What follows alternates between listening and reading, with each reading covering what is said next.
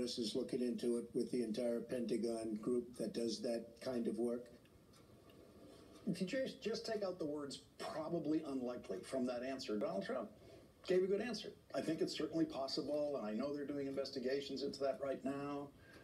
You could even say, I hope they didn't know about it. But if you take out the I think it's probably unlikely, you end up with a perfectly normal answer.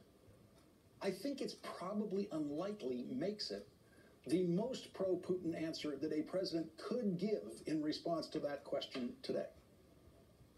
Those press conferences don't allow follow-ups like, why do you think it's probably unlikely?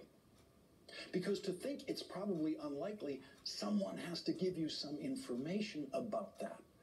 Donald Trump insists he does not know Vladimir Putin, so it can't be based on knowing that Putin's not a bad guy, or knowing that Putin is a bad guy when it comes to everything except chemical weapons.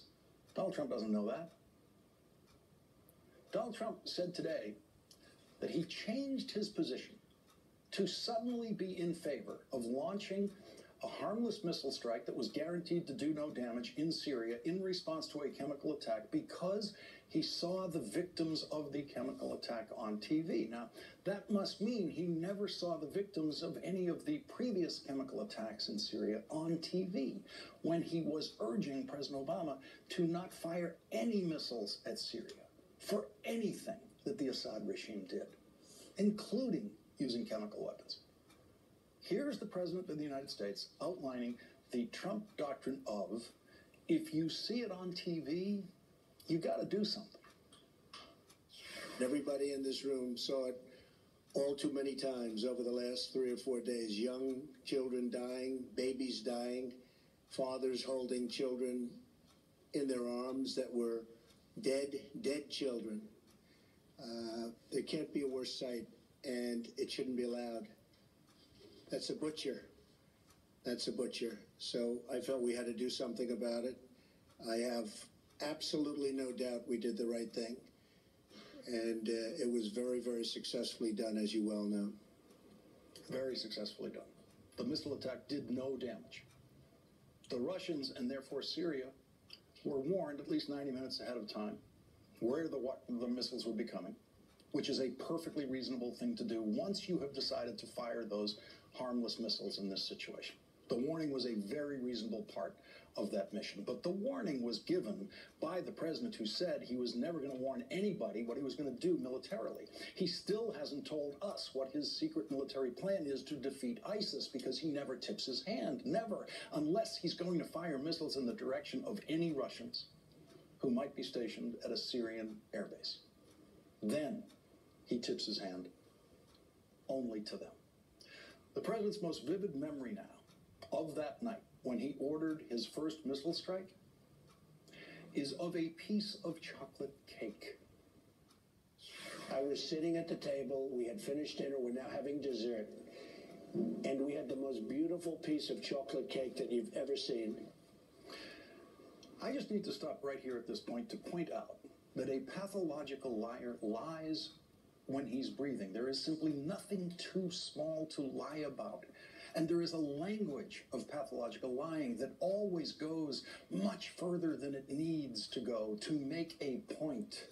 We believe that the chocolate cake at the Trump Hotel that Donald Trump was making a profit on that night by having the United States government pay for it is very likely a nice piece of chocolate cake. For a pathological liar, that's not good enough. It has to be the most beautiful piece of chocolate cake, but for a Trumpian pathological liar, that's not good enough either. It's not good enough that it's the most beautiful piece of chocolate cake that Donald Trump has ever seen, which is the most superlative way he could possibly have described that cake. The pathological liar isn't satisfied with that. The pathological liar can't be satisfied. And so the pathological liar has to control your mind. The pathological liar has to tell you what you think. And so the pathological liar will sit there and tell you that this piece of chocolate cake that you've never seen is the most beautiful piece of chocolate cake that you've ever seen. Meaning that if you got a chance to see it, if you were lucky enough to see that Trump chocolate cake, you would agree. I know you think this is nitpicking.